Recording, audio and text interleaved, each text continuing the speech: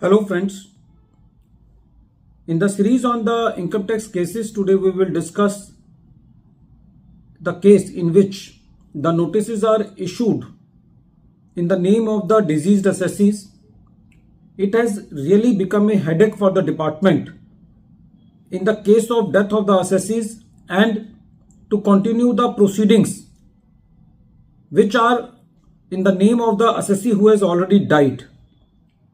The main reason for this headache for the department is that because the revenue does not know that who is the legal heir of the assessee who has deceased.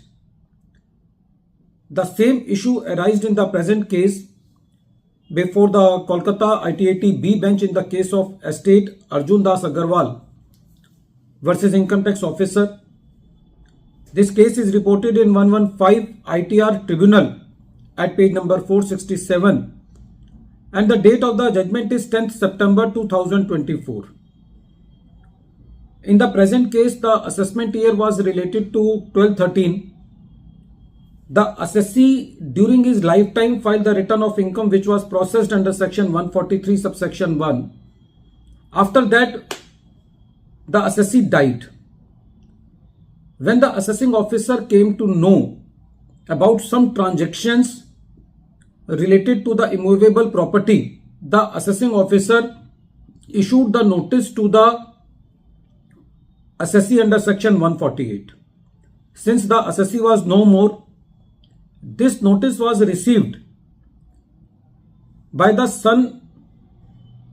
grandson of the assessee, and the grandson responded to that notice to the assessing officer by writing a letter that the assessee has died, and he also submitted the death certificate of the assessee, and in that letter he mentioned that he is not a legal heir of the assessee by any document or any court order.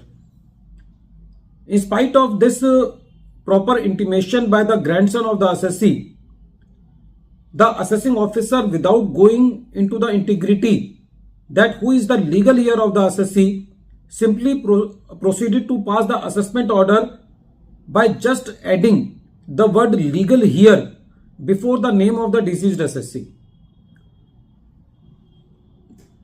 The deceased assessee has left a will, and according to that will, some person was made sole executor. That will was challenged by the wife of the assessee, and this assessment order was challenged by that sole executor in the CIT appeal, and CIT appeal rejected that appeal on the ground that the sole executor who is telling that he is the legal heir has not been adjudicated as legal heir, and the will of the assessee has remained undisposed of in the court of law. So even the CIT appeal didn't took much botheration and passed the CIT appeal order in a technical manner. But after up to that time, when this CIT appeal order was passed, the grandson was declared as the legal heir by the court of law. So now the grandson filed the appeal before the tribunal and was challenging the very validity of the notice under section 148 and the assessment order passed in consequent to that. When the tribunal heard the matter, the tribunal said that section 159 subsection 2 clause B says that any proceeding which could have been taken against the deceased assessee if he had survived could also be taken against the legal heir. That talks about the section 159 subsection 2 clause B.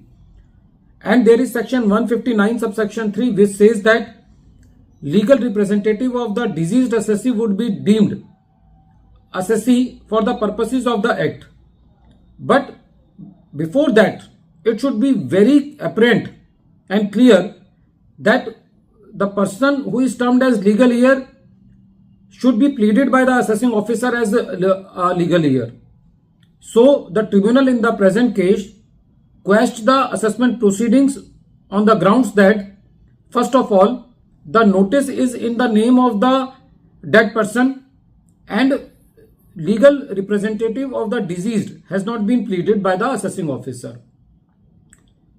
Further, the tribunal said that in the present case, no notice under section 148 has been issued in the name of the legal heir, and the assessment order has not been made in the name of any specific person against whom this assessment order can be enforced.